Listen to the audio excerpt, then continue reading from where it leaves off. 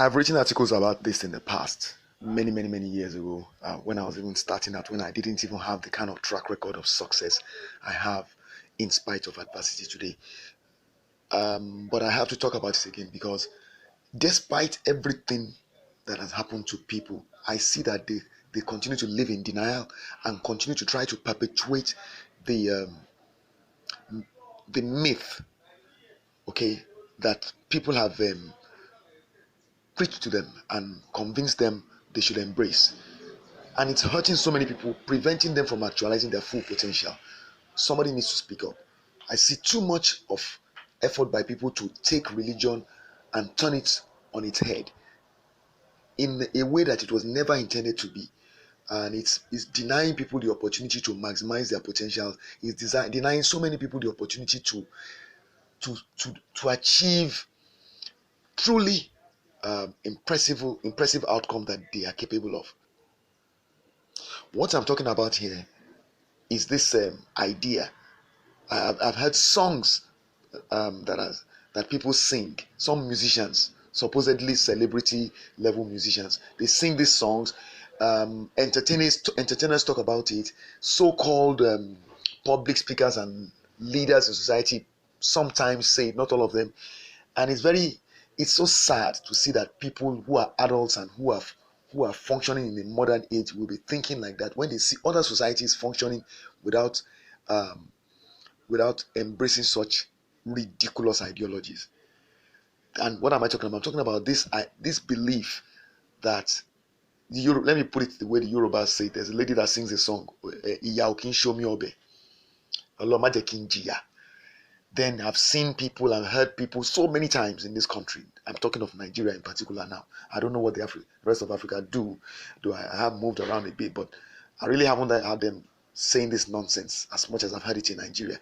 I've had people in crusades or religious um, events saying things like, I reject suffering.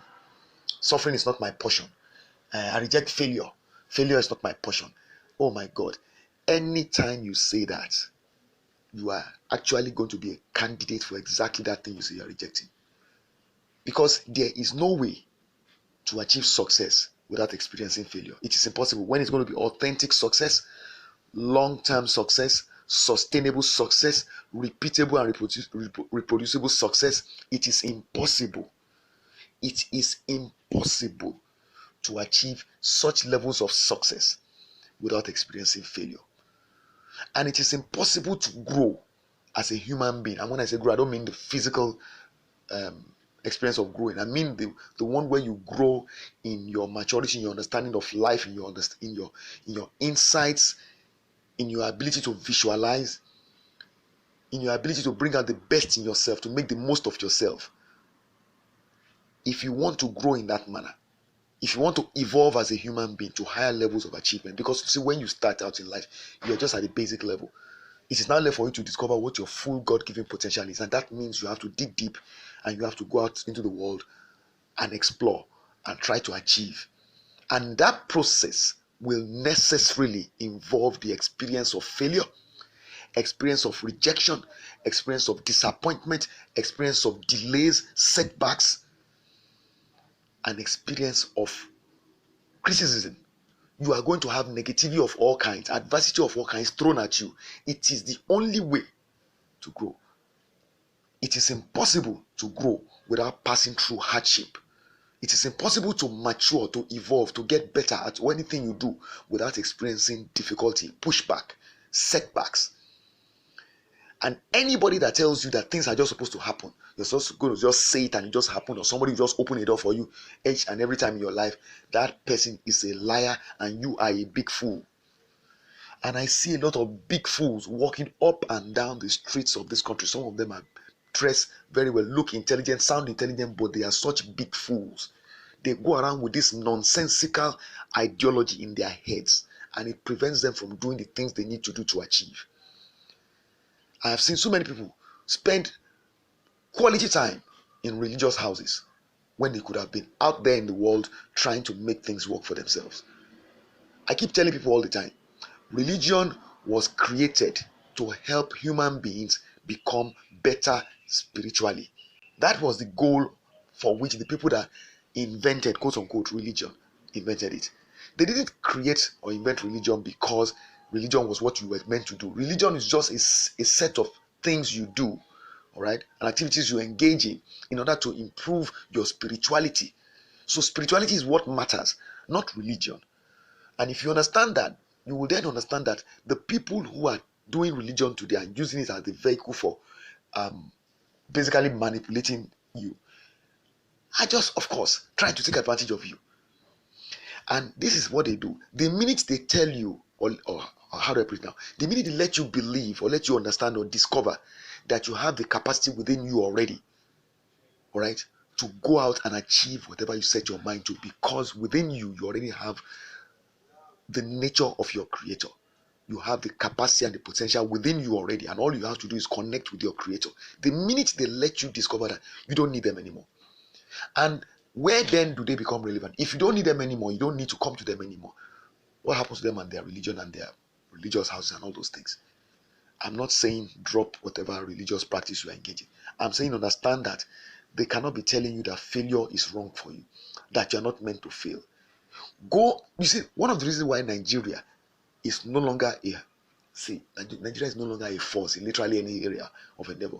But there was a time when Nigeria was a force to reckon with in the world in sports. It requires exertion, physical exertion.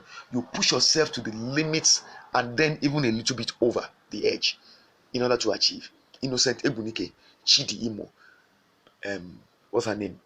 Marion Yali, Falila Togunkoya, the footballers, Rashidi Yekini. Think of them, Kanu Wank, all of those, that generation. There was a time when it was impossible to talk about 400 meters without talking about Innocent Ebunike. There was a time when it was impossible to talk about 100 meters without talking. I'm just deliberately focusing on sports. And what I'm trying to say is these are areas that required people to really exert themselves. They had to be disciplined. There were no excuses. They didn't spend their time sleeping in religious houses, praying and fasting in order to be able to win the 100 meters or the 200 meters or the 400 meters. What they did was to spend thousands of hours training every day, including Sundays. If you interviewed any of them, they will tell you how many times they went through so much difficulty to stay in shape in order to go to the Olympics or to go to the African Championships or whatever. The same with the footballers. They were constantly pushing themselves to the limit. They never compromised. They never looked for excuses. And they certainly never used the excuse of church or religion and saying that failure. When they failed, they challenged themselves and said, you know what, I'm going to go back. And every time they use failure as a stepping stone to go back and succeed at a higher level. I am living proof that this is the philosophy that is the right one to adopt. And I am living proof that all the lies, that's what they are, all the things that are being said about I reject failure is not my portion, believe you me, iya, which is suffering, is obiobe. You should drink it. When you drink something, you embrace adversity, you embrace difficulty, you embrace rejection, disappointment. They help you, okay, to become a better person. Because you are forced to introspect. You look inwards, you check yourself and you ask yourself, okay, right, now I failed again. Now I've hit rock bottom again. What can I do this time around differently to get myself to cross that bridge without being kicked back down to the floor again? What can I do this time around to jump over what has defeated me today? And then you are forced to just tell yourself, right, I've got to do better, and you get back up. Because you believe in your creator, that thought that your creator is with you will also give you more motivation. You cannot demand of life that life just opens doors for you. You don't exert yourself. And then you see other people sweating. You think you can be better than them. I've heard people say they are going to do exploits. And you see them. They are the biggest mediocres you can find on the planet. Everything about them screams mediocrity. And they continue to tell you they are exploits. They wear shoes. They're making noise. Speaking in so-called tongues. And yet their lives have nothing whatsoever in their life reflects the claims they make with their mouths. They just think they should open their mouth and be talking rubbish. And they want to tell the person that is out there sweating, falling flat on his face and getting back up and trying again and going at higher levels and achieving more. They want to tell him it's grace that is helping him achieve. The question is, if grace can help somebody who refuses to believe, like Solagbade, to succeed and to defeat adversity and come back and succeed at a higher level and to prove you wrong every time when you say you cannot succeed. If grace is available to him. Why is the grace not available for you to be breaking records, to be setting records, to be making international sales in your own business, to be attracting total strangers to buy from you? All the things that Solagbade is doing, why can't you do it too? Why is he able to do it even though he says he does not believe in what you believe in religion? Why is he able to achieve in areas where you cannot achieve? Why is he able to fail and get up and succeed again and again and again and again at higher levels when you are there busy praying 24 hours a day and you are not succeeding? You tell him it's grace. How come it is him that God is giving grace? That God must really hate you and must love this tire who does not recognize him in the way you recognize him. Because I don't go to church, I don't go to mosque, I don't preach religion, and I don't do religion. But I succeed. But I don't succeed without failure. I succeed in spite of failure. So my message to you is this. Stop this buffoonery. Stop this self-delusion. Stop being a clown. You have your life ahead of you. You have been given full potential to achieve. The Creator did not tell us we have to come and sit down in one corner and keep praying 24 hours a day. You know that, but your laziness and your unwillingness to exert yourself is making you settle for this ridiculous life of pretense. The thing is, not only are you doing it, you are also trying to influence others around you to join you because you don't want to look like you're making a mistake. So you want other people to be in the same place and then they all be claiming, oh, devil is attacking you and all that. You believe in God, but devil is able to attack you. So what happened to your faith in God? The God that is almighty, omnipotent, omniscient, whatever, omnipresent, and yet you worship him 24 hours a day, you pray, you fast, you do everything, you go to church Monday, Tuesday, Wednesday, Thursday, Sunday, and yet devil can still attack you. Arrow of devil is still reaching you. The entire who does not go to church like you, who does not sleep mosque like you, devil is not attacking him as much as often as attacking you. And even when the devil is attacking Tayo, it seems Tayo has a way of repelling devil. But you, devil is always attacking you. You have said back, oh, devil, devil, devil. Are you the only one on the planet? Countries where they don't practice religion like you are practicing it are doing wonders. Countries where they even in fact they worship idols, they are doing wonders. Well, but you see God is sent you here to suffer on behalf of the rest of the world. What a joke. I have no apologies for doing this recording the way I've done it and so saying the things I've said. I am tired, I'm sick and tired of hearing this nonsense. And of course, it doesn't mean you're going to stop. But at least now, if I hear anybody saying this and I feel a need, to shut them up, I'll just send it to them so they know exactly how I feel about things I heard them saying. Because I'm really, really it's so saddening to see young people and adults all just burying their heads in the sand like ostriches and deceiving themselves, thinking they're deceiving us. You can't deceive us. You tell us you are the one that are praying that is keeping Nigeria. Which Nigeria? This one. If that's the case, then your formula is not working. You've been at this thing, your crusades and your revivals have been on for decades. Look at it's getting worse. And you're telling us that we should believe you are the ones keeping us where we are. Unbelievable BS, But like I said, the goal here is hopefully maybe with this blunt message, hopefully some of you will listen. If Bob Marley said, "Who the cap fits, let him wear it." So if you're listening to this and it doesn't apply to you, come move on, man, or forward it to whoever you think it applies to. Delete it if you think it's not relevant to you. But I send this out because there are so many people that I meet all the time, that I interact with all the time, and they spout this nonsense every single time. I'm not meant to suffer. I'm not meant to suffer. I reject it. All this nonsense. That is why we're such a society of mediocres. Look things that countries that are not half as big as we are doing, we can't do. Because nobody wants to sweat.